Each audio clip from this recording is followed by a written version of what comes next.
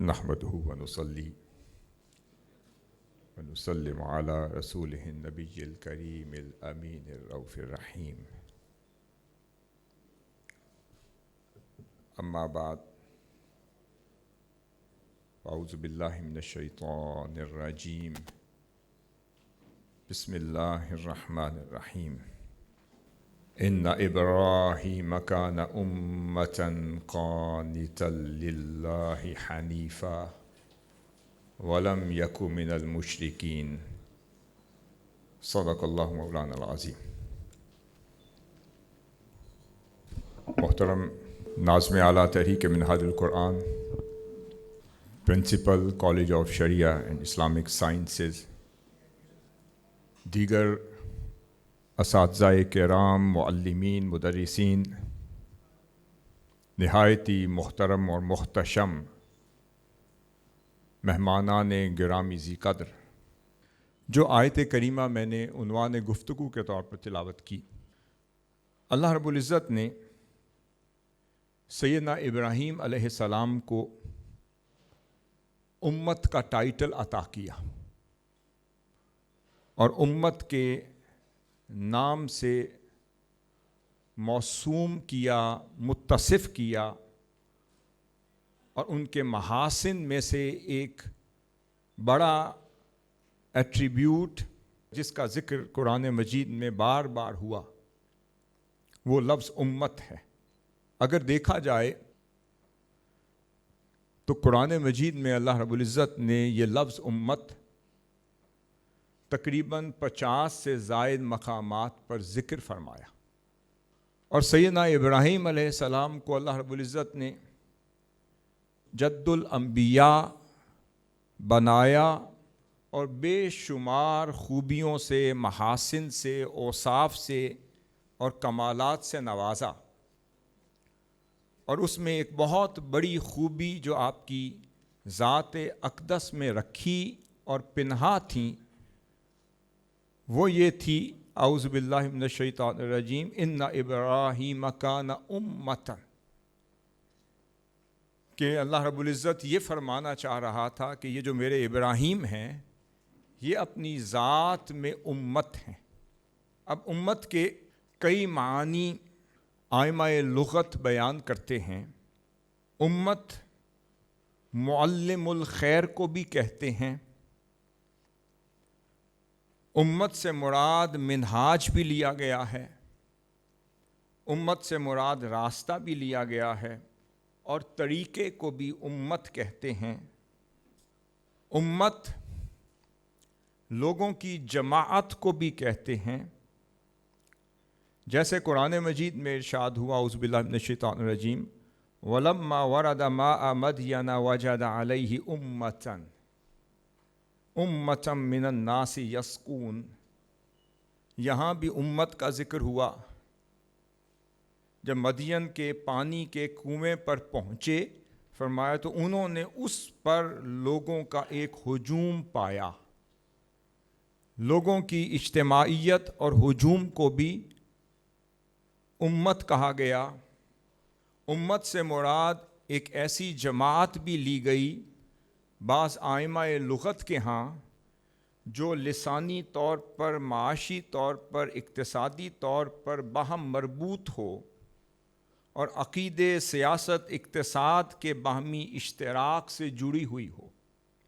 اسے بھی امت کہتے ہیں۔ پھر امت سے مراد ثابت قدمی بھی ہے، امت سے مراد ایک لمیٹڈ ٹائم بھی ہے، امت سے مراد باہمی اتحاد اور یونٹی بھی ہے، امت سے مراد اعتدال پسندی بھی ہے، امت سے مراد امام، پیشوا، رہنما اور رہبر کو بھی امت کہتے ہیں۔ امت سے ہی بھی ہے، سے امت نکلا ہے، اور یہ مدر کو، اصل کو بھی امت کہتے ہیں، اور نیک خصلتوں والی جامع شخصیت کو بھی، اور جامع المحاسن اور خصال کو بھی امت کہتے ہیں۔ عربی زبان میں کہا جاتا ہے الرجل الجامع لخصال الخیر، وہ شخص He is a man of comprehensive personality traits.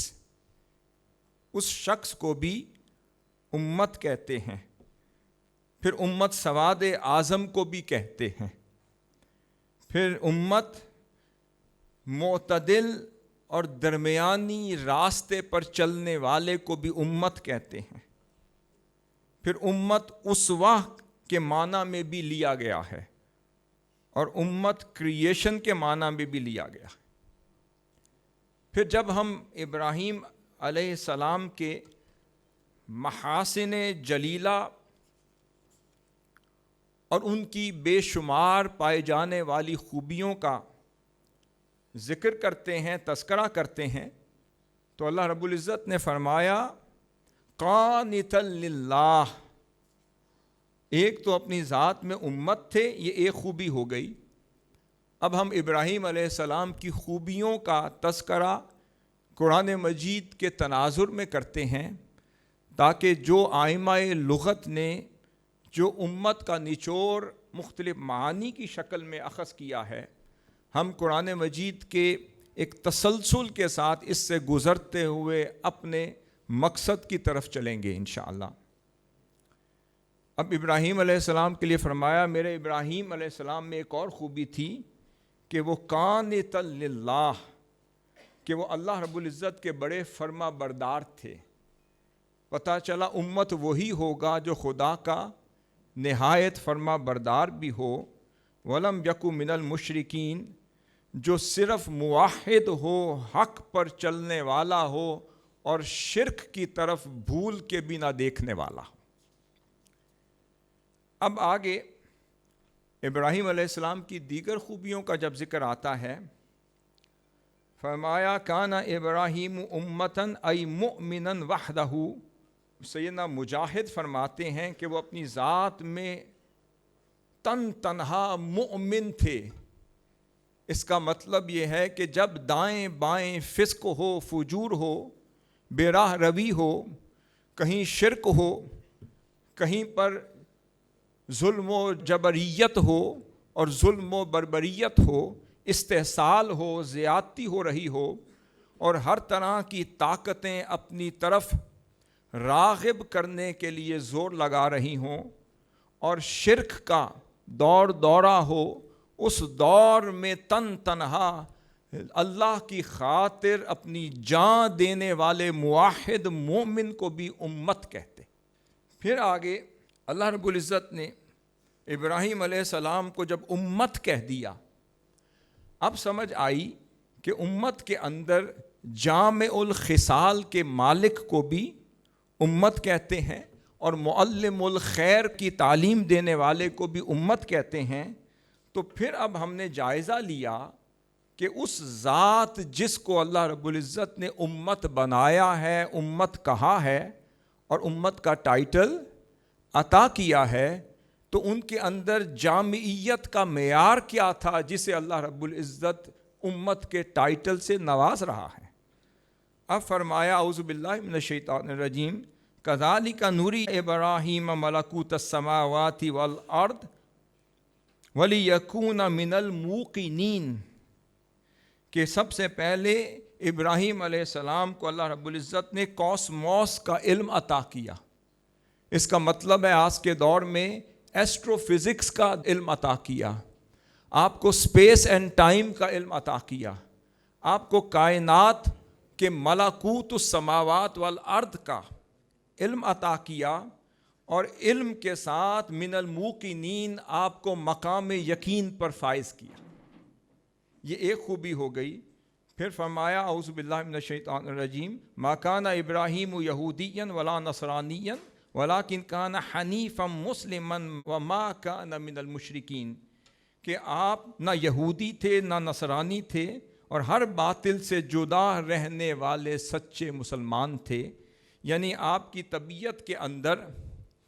حق کی طرف میلان بھی رکھا اور انٹرفیتھ ہارمنی کا مرکز بھی بنایا. پھر فرمایا اعوذ باللہ من الشیطان الرجیم ان ابراہیم لحلیم اواہ منیب، کہ آپ کو اللہ رب العزت نے متحمل المزاج بھی بنایا. پتہ چلا جس کے مزاج میں تحمل ہو وہی امت کی نشانی ہوتی ہے۔ پھر فرمایا آہو زاری والا بنایا، جس کے مزاج میں آہو زاری اور بکا اور خشیت کی آمیزش ہو تو یہ بھی امت کی نشانیوں میں سے ایک ہے۔ پھر فرمایا اعتدال پسندی بھی دی، میانہ روی بھی عطا کی، پھر وسطیہ پر بھی قائم کیا۔ اس کا مطلب یہ ہے کہ جو ہر حال میں رجوع الی اللہ کر رہا ہو، اپنے مزاج میں تحمل بھی رکھتا ہو، بردباری کا مالک بھی ہو اور میانہ روی بھی ہو، انٹرفیتھ ہارمنی کا مرکز بھی ہو، ہر مذہب کو، ہر قبیلے کو، ہر خاندان کو، ہر سوچ کو، ہر فکر کو، ہر نظریے کو ساتھ لے کر چلنے کا ملکہ بھی رکھتا ہو، اور ظرف بھی اتنا بڑا ہو کہ سارا زمانہ اس میں سما جائے، اسے امت کہتے ہیں۔ پھر آگے کہ وہ سچے موحد کو بھی، کہ اپنے آپ کو ہر طرح کی ناپاکی سے، ہر طرح کی بے راہ روی سے اور ہر طرح کی غلاظت سے محفوظ رکھنے والے کو بھی امت کہتے ہیں۔ اس لیے فرمایا قال ابراہیم رب اجعل ھذا البلد آمنا واجنبنی وبنی ان نعبد الاصنام، کہ بت پرستی سے بچ کر رہنے والے کو بھی اور موحد بن کر رہنے والے کو بھی اور ہر طرح کی ناپاکی کو بھی محفوظ، مأمون اور پاک اور صاف رہنے والے کو بھی امت کہتے ہیں۔ اب یہاں پر ہمیں پتہ چلا کہ یہ جو خوبیاں اللہ رب العزت نے جد الانبیاء کو عطا کیں، پھر ہم نے ذرا جائزہ لیا کہ کیا یہ امت والی خوبی آگے بھی کسی کو عطا ہوئی یا نہیں ہوئی۔ جب ہم نے دیگر انبیاء کی طرف اور ان کے پیروکاروں کے احوال کا جائزہ لیا اور ان کی انٹائٹلمنٹ کا ذکر کیا تو پتہ چلا کہ لفظ امت پھر اللہ رب العزت نے قرآن مجید میں پھر کسی اور کے لیے استعمال نہیں کیا، اور اگر کیا ہے پھر جائزہ لیا تو دیگر انبیاء کے لیے حواریون کا نام آتا ہے، پیروکاروں کا نام آتا ہے، ملت کا نام آتا ہے، دیگر نام آتے ہیں، مگر جب امت کا جائزہ لیا تو پتہ چلا کہ تمام انبیاء کے ماننے والوں اور فالورز کو امت نہیں کہا، کیونکہ وہ جد امجد کو جو امت کہا تھا، مگر صرف وہ وقت آیا کہ وہی جد امجد اللہ رب العزت نے خود سے کسی کو، غور کیجئے، خود سے کسی کو امت کا ٹائٹل عطا نہیں کیا، یہاں تک کہ جب تعمیر کعبہ کا وقت آیا اور سیدنا ابراہیم علیہ السلام اپنے صاحبزادے سیدنا اسماعیل علیہ السلام کے ساتھ اللہ رب العزت کے گھر کی تعمیر فرما رہے تھے، خدمت کر رہے تھے، اس کے اجر کے طور پر اللہ کے حضور کچھ دعا کر دی اور التجا پیش کر دی۔ اس التجا میں سیدنا ابراہیم علیہ السلام نے خود اللہ سے آنے والے نبی کی ذریت میں اور ان کی نسل میں اور ان کی نسبت میں بیٹھنے والوں کو امت کا ٹائٹل خدا سے خود مانگ لیا۔ اب آگے فرما رہے ہیں اعوذ باللہ من الشیطان الرجیم ربنا واجعلنا مسلمین لک ومن ذریتنا امۃ مسلمۃ لک۔ اب یہاں پر یہ آیت اور یہ ارشاد اور یہ التجا اور یہ عرض کسی نبی نے نہیں کی کہ اے مولا میرے ماننے والوں کو بھی امت بنا دے۔ آپ قرآن مجید میں کسی نبی کی کوئی التجا اٹھا کر دیکھ لیں، کوئی حواری بنا، کوئی پیروکار بنا، کوئی کچھ بنا، مگر ابراہیم علیہ السلام خود مانگ رہے ہیں کہ اے ہمارے رب ہم دونوں کو اپنے حکم کے سامنے جھکنے والا بنا اور ہماری اولاد سے بھی ایک امت کو خاص اپنا تابع فرمان بنا۔ اللہ رب العزت نے ابراہیم علیہ السلام کی وہی دعا قبول کر لی۔ اب میں خوبیوں کی طرف دوبارہ آتا ہوں اور پھر ہم امت کی خوبیوں کی طرف جائیں گے۔ پھر ابراہیم علیہ السلام کی وہ خوبیاں جو اللہ رب العزت نے ان کی ذات میں رکھی تھی وہ کیا تھی، میں صرف اس کا ایک جسٹ آپ کے سامنے رکھتے ہوئے آگے چلوں گا کہ ان کے اندر کیا خوبیاں رکھیں۔ ابراہیم علیہ السلام انسانیت کے عظیم راہبر اور رہنما تھے۔ آپ میرے ساتھ چلیے گا کیونکہ ہم نے منتج کرنا ہے، کہیں پر لے جانا ہے ان خوبیوں کو۔ ابراہیم علیہ السلام انسانیت کے عظیم رہبر اور رہنما تھے،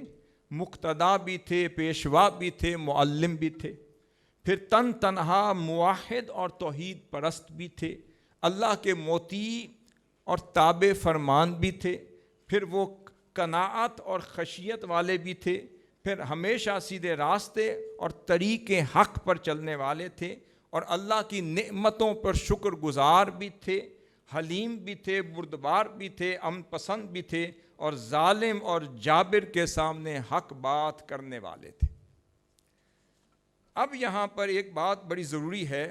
کہ امت کے ایک معنی میں یہ آتا ہے کہ امت نسل اور جماعت اور قوم کو بھی امت کہتے ہیں۔ اب سیدنا ابراہیم علیہ السلام کی یہ ساری خوبیاں جو اللہ رب العزت نے جد امجد کو عطا کیں،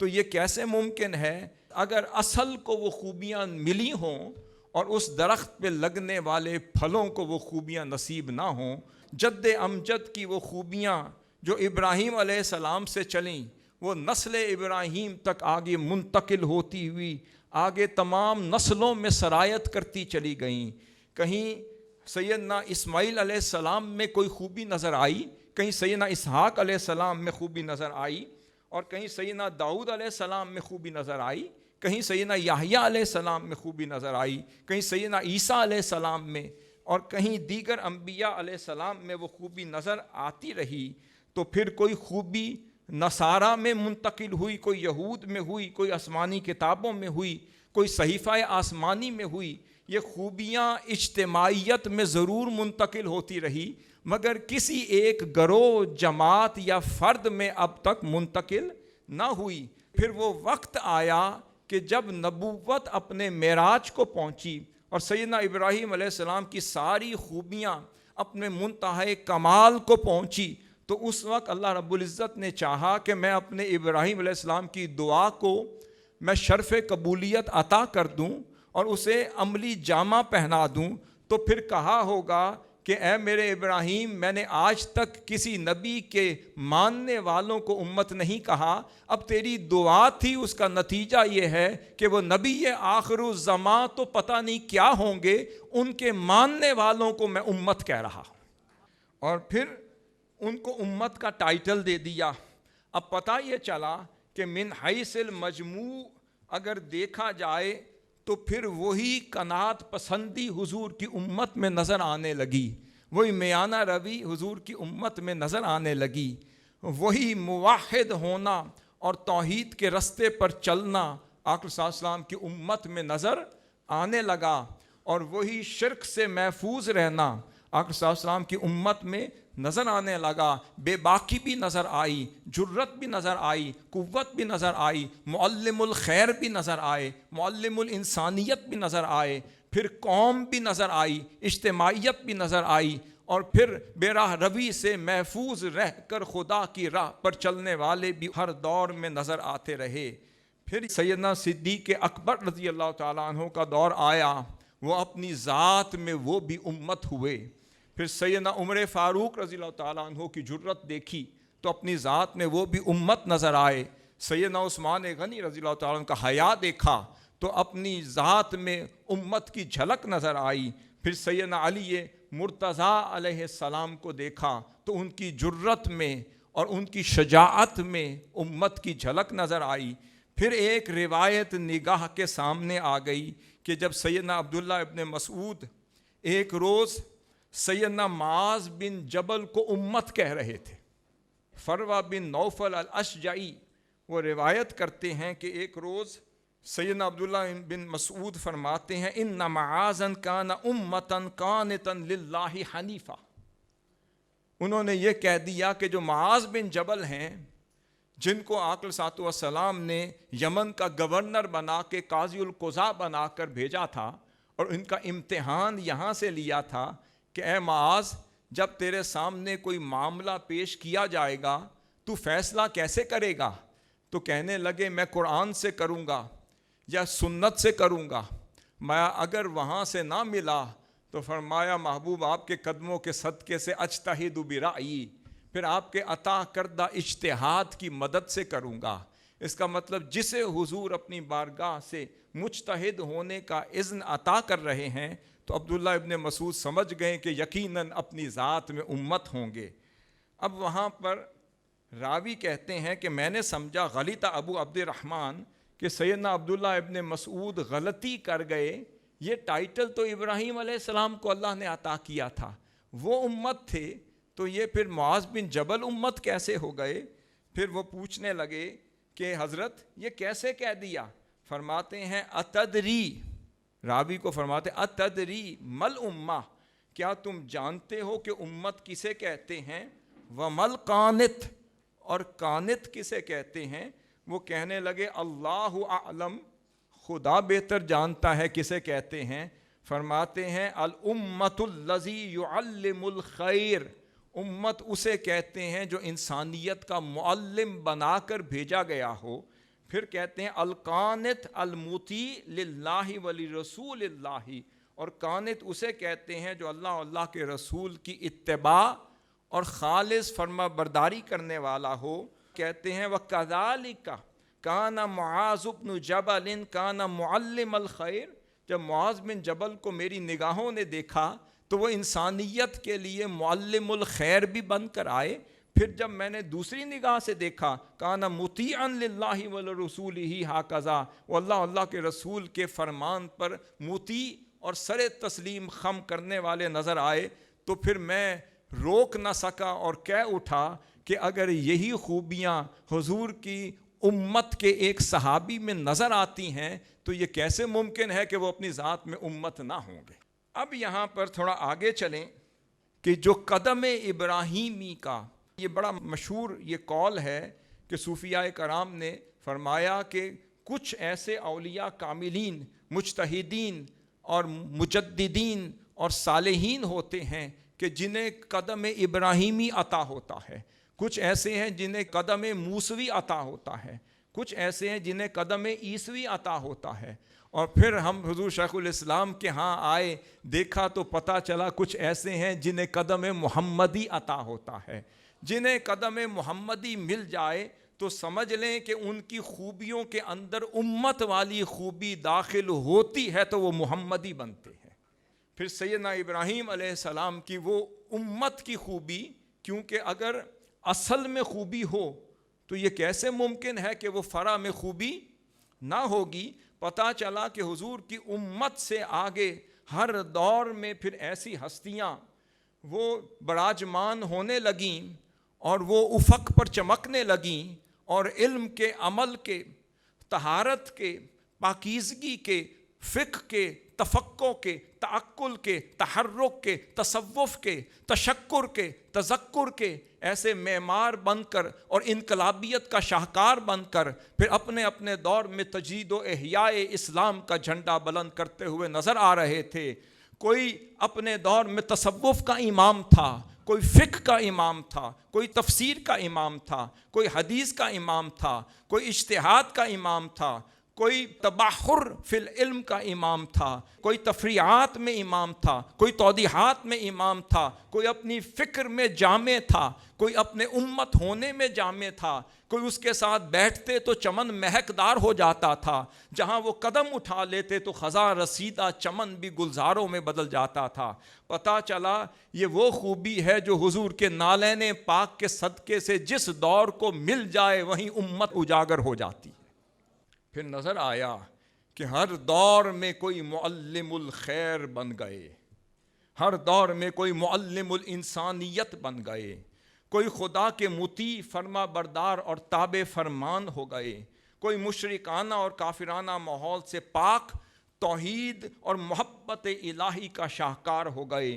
کوئی کسی دور میں حلیم و طبع نظر آئے، کوئی آہ و زاری کا پیکر نظر آئے، اور کوئی رقیق القلب ہو گئے، کوئی لطیف الطبع ہو گئے، کوئی منکسر المزاج ہو گئے، کوئی متحمل المزاج ہو گئے، کوئی قناعت پسند ہو گئے، کوئی اعتدال پسند ہو گئے، کوئی امن پسند ہو گئے، کوئی عالم دین اور دنیا ہو گئے، کوئی آفاقی اور عالمگیر علوم و فنون پر دسترس رکھنے والے ہو گئے، کوئی فلسفی بن کر آئے، کوئی کاسموس کا عالم ہو گئے، کوئی آفاقی علوم کے عارف ہو گئے، اور کوئی سوچ میں لاجیکل اپروچ کے ماہر ہو گئے، کوئی سائنٹیفک اپروچ کے حامل ہو گئے، کوئی وزڈم اور دانائی کے شاہکار ہو گئے، کوئی کنونسنگ پاور میں نایاب ہو گئے، کوئی پیشوا بن گئے، کوئی قدوہ بن گئے، کسی میں استدلال کی تاثیر نظر آئی، کسی میں استنباط کی تاثیر نظر آئی، کسی میں حسن نظر آیا، کسی میں جمال نظر آیا، کسی میں نگہت و زیبائی نظر آئی، کسی میں اجتماعیت و عالمگیریت نظر آئی، کسی میں جاذبیت اور مؤثریت نظر آئی، کسی میں شادابی اور رعنائی نظر آئی، کسی میں فرحت و شادمانی نظر آئی، کسی میں کیفیات و احساس کا مرکہ نظر آیا، اور کوئی اپنی ذات میں طاہر تھا جس کو بنانے والا بھی طاہر نظر آیا اور بننے والا شاہکار بھی طاہر بن کر آیا۔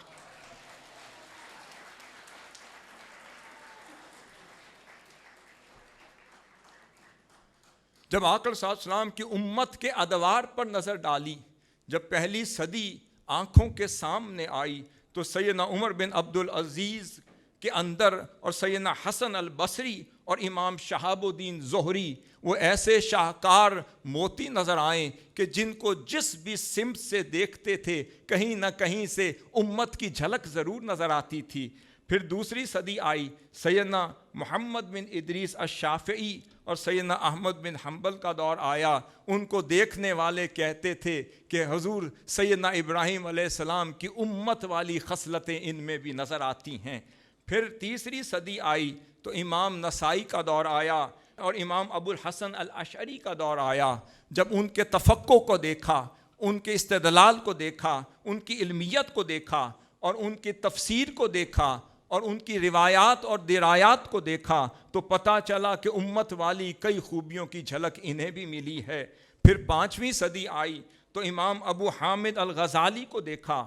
صلاح الدین ایوبی کو دیکھا، ان کے اندر بھی امت والی جھلک نظر آئی۔ پھر چھٹی صدی آئی، سیدنا شیخ عبد القادر جیلانی کو دیکھا، جس سمت سے کوئی انہیں دیکھنا چاہتا، پرکھنا چاہتا، وہ ذات میں امت نظر آئے۔ پھر ساتویں صدی آئی، امام فخر الدین رازی کا دور آیا، امام نووی کا دور آیا۔ انہیں دیکھنے والے نے کہا خدا کی عزت کی قسم یہ بھی اپنی ذات میں امت نظر آتے ہیں۔ پھر آٹھویں صدی کا دور آیا، ابن القیم جوزی اور امام شاطبی کو دیکھا، وہ اپنے تفقہ میں، اپنے تبحر فی العلم میں، اپنے استدلال میں، استنباط میں اور اپنے کثیر التالیفات ہونے میں امت نظر آئے۔ پھر آگے امام جلال الدین سیوطی آ گئے، پھر کثیر المؤلفات بھی ہیں، حدیث میں بھی دسترست ہے، تفسیر میں بھی ہے، فقہ میں بھی ہے، اصول میں بھی ہے، فنون میں بھی ہے، پھر نبویات میں بھی ہیں، سیرت نگاری میں بھی ہے۔ پھر ہر فکر میں جہاں دیکھیں وہ سیوطی ہی نظر آئے، پتہ چلا یہ امت والا رنگ ہی ہو سکتا ہے اور کوئی ماجرا نہیں۔ پھر 10ویں صدی آئی، ملا علی قاری اور مجدد الفسانی، ان کو جس سمت سے دیکھا وہ امت نظر آئے۔ پھر اگلی صدی آئی، شاہ ولی اللہ محدث دہلوی اور عبد الوہاب الشعرانی کا دور آیا، پھر جس سمت سے دیکھتے تھے وہ امت نظر آئے۔ پھر اگلی صدی آئی اعلیٰ حضرت کی اور امام نبہانی کی، جب ان کو دیکھا تو وہ بھی اپنی ذات میں، صفات میں، محاسن میں امت نظر آئے۔ بات ختم نہیں ہوئی، پتہ چلا کہ وہ صدی ابھی ختم ہو رہی تھی، اگلی صدی کا سورج طلوع ہو رہا تھا۔ وہ سورج کی کرنیں پڑیں تو کرنوں نے بتا دیا یہ امت والے کسی مجدد کی کرنیں ہیں جو اجاگر ہو رہی ہیں۔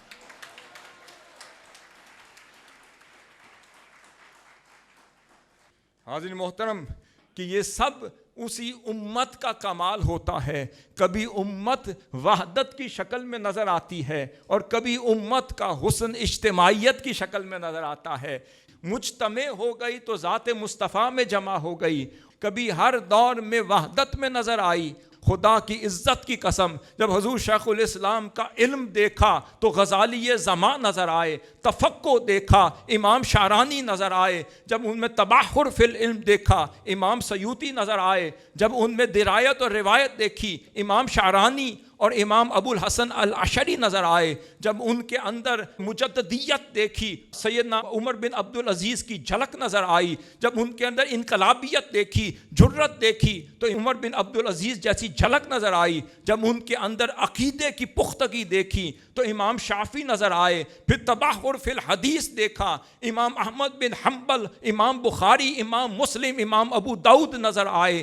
پھر ان کے اندر جب درایت اور روایت دیکھا تو پھر بڑے بڑے فقیہ بھی اپنا فیض دیتے ہوئے نظر آئے، جب عشق دیکھا، حضور کا عقیدہ دیکھا، دیوانگی دیکھی تو اعلیٰ حضرت نظر آئے، جب استدلال و استنباط دیکھا تو شاہ ولی اللہ محدث دہلوی نظر آئے، اور جب ان کے اندر انقلابیت بھی دیکھی اور تصوف کو جمع ہوتے ہوئے دیکھا تو مجدد الفسانی نظر آئے۔ ان کی ذات کے اندر ساری ذوات جمع ہو کر جب ہر کسی نے دیکھا تو پتہ چلا یہ لگتا یہ ہے کہ قدم ابراہیمی اور محمدی جمع ہو کر اپنا فیض دے رہے ہیں۔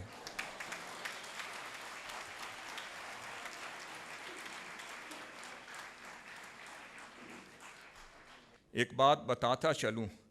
کہ کوئی بھی قلندر ہو یا مجدد ہو، مصلح ہو یا حکیم الوقت ہو، اس کی ایک خوبی کے بغیر وہ اقامت دین اور احیاء اسلام کا کام سر انجام نہیں دے سکتا۔ سیدنا علی کرم اللہ وجہہ فرماتے ہیں کہ مسند الفردوس لدیلمی کی حدیث ہے، لا یقوم بدین اللہ الا من حاطہ من جمیع جوانبہ، کہ کوئی بھی دین اسلام کی اقامت کے لیے کھڑا ہو ہی نہیں سکتا جب تک اسے ہر طرف سے کمپریہنسولی دین کی ہر جہت پر گرفت نہ عطا کی گئی ہو۔ آپ کو پتہ ہے ایک دور تھا حضور شیخ الاسلام سے بڑا مفسر قرآن کوئی نہ تھا، پھر دور گزرا جب حدیث شریف کی اور اصول حدیث اور فن حدیث پر پھر استدلال کی ضرورت پڑی، دسترس کی ضرورت پڑی، اس کو اسپیشلائزیشن کرنے کی ضرورت پڑی، اس پر تخصص کی ضرورت پڑی، اور اس دور میں یہ فن اہل سنت والجماعت میں بالخصوص کمزور ہوتا جا رہا تھا۔ اور آج جب ہم دیکھتے ہیں تو پھر 50 جلدوں پر مشتمل الموسوعہ الحدیثیہ لشیخ الاسلام آ رہا ہے، 50 جلدوں پر مشتمل الموسوعہ الحدیثیہ لشیخ الاسلام آ رہا ہے۔ مفسر قرآن تو تھے مگر آج دیکھتے ہیں تو 30 سے 40 جلدوں پر تفسیر القادری آ رہی ہے، اور پھر جب ہم ان کے موسوعہ القادریہ پہ دیکھتے ہیں پتہ نہیں 100 جلدوں پر چلا جائے گا۔ پھر ہر فن میں دیکھتے ہیں حق ادا کرتے ہوئے نظر آتے ہیں، جس سمت جاتے ہیں وہاں پر پھر گھوڑے دوڑاتے ہوئے نظر آتے ہیں، وہاں کے شاہکار بنے نظر آتے ہیں، جہاں قدم رکھ لیں انہوں نے علم کو انسٹیٹیوشنلائز کر دیا۔ جو شیخ الاسلام کی خوبی یہ ہے کہ علم بھی ہے، درایت بھی ہے، تفقہ بھی ہے۔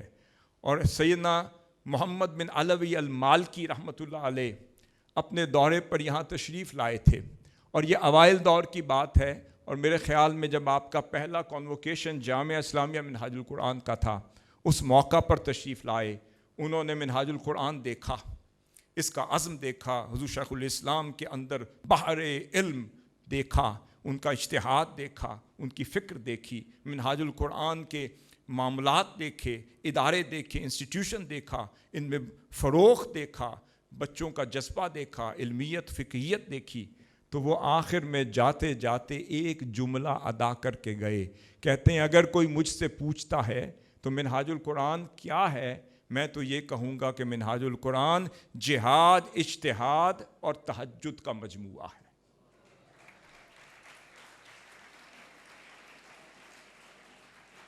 اور منہاج القرآن میں حضور شیخ الاسلام نے وہ اجتماعیت کا فیض ایسے دیا کہ منہاج القرآن کے اندر تعلم بھی رکھا، منہاج القرآن کے اندر تفکر بھی رکھا، منہاج القرآن کے اندر تحقق بھی رکھا، منہاج القرآن کے اندر تحرک بھی رکھا، اور منہاج القرآن کے اندر تصوف بھی رکھا، اور منہاج القرآن کے اندر تحسن بھی رکھا۔ تفقہ بھی آپ کا حسن ہے، تحقق بھی، تحقیق بھی آپ کا حسن ہے، پھر تفکر بھی آپ کا حسن ہے، تعلم اور معلم الانسانیہ ہونا بھی آپ کا حسن ہے، اور پھر تبحر فی العلم ہونا بھی آپ کا حسن ہے، پھر تصوف بھی آپ کا حسن ہے، اور پھر سب کو لے کر چلنے کے لیے حسن کلام چاہیے، حسن آداب چاہیے، حسن معاملات چاہیے، حسن مخاطبت چاہیے، حسن محادثت چاہیے، حسن تکلم چاہیے، حسن گفتار چاہیے، حسن کردار چاہیے، حسن احوال چاہیے، حسن اعمال چاہیے، حسن اقوال چاہیے۔ حضور شیخ الاسلام نے منہاج القرآن کی اس غار اور آغوش میں یہ سارا حسن جمع کر دیا۔ فرمایا علم ملے گا مگر حسین بنائے گا، اجتہاد ملے گا مگر حسین ہوگا، انقلاب ملے گا معاشرے کو حسین کرے گا، جرت ہوگی مگر تواضع بھی ہوگا، انقلابیت ہوگی مگر کردار بھی ہوگا، سیاست ہوگی مگر نظام بھی ہوگا، جستجو ہوگی مگر تواضع بھی ہوگا، اور علم ہوگا مگر تصوف اور عرفان بھی ساتھ ہوگا، اجتہاد ہوگا تو تہجد بھی بچائے گا، اور تہجد ہوگا تو عرفان بھی بچائے گا، یہ سب کچھ ہوگا تو صحبت شیخ الاسلام آپ کو بچائے گی۔ یہی مجدد عصر ہیں۔ احیاء اسلام کا علم بھی ان کے پاس ہے، اقامت دین کا علم بھی ان کے پاس ہے۔ آج کے دور میں ان سے بڑا نہ مفسر ہے، نہ محقق ہے، نہ فقیہ ہے، نہ مجتہد ہے، اور نہ آج کے دور کا کوئی محدث ان سے بڑا ہے۔ کسی کی عاجزی دیکھنی ہو تو ان سے زیادہ کسی کی نہیں، انکساری دیکھنی ہو ان سے زیادہ کسی کی نہیں، اگر خوش گفتاری دیکھنی ہو تو ان سے زیادہ کسی کی نہیں، تکلم میں حسن دیکھنا ہو تو ان سے زیادہ کسی کی نہیں، چہرے کی بشاشت دیکھنی ہو ان جیسی کسی کی نہیں، اور طبیعت میں راحت اور فرحت دیکھنی ہو ان جیسی کسی کی نہیں، کہ وہ سب کو پڑھا کر بنا کر پھر مسکرا کر دیکھ کر حضور کی بارگاہ میں پیش کر رہے ہوتے ہیں۔ اور آخری بات، اور وہ فرماتے ہیں میرے تجدید دین کی پوری خدمت اور اقامت اسلام کی پوری خدمت اور احیاء اسلام کی پوری خدمت میں سن لو، فرماتے میرے رفقا، میرے طلباء اور وابستگان اور عہدیداران سن لو، فرماتے ہیں اس کے اجر میں شیخ الاسلام تنہا نہیں ہوں گے، تم سب اس کے اجر میں میرے ساتھ شریک ہو۔ یہ ان کی سخاوت ہے۔ فرماتے ہیں میں نے اپنے تجدید دین کی خدمت میں آپ کو شریک کر لیا ہے،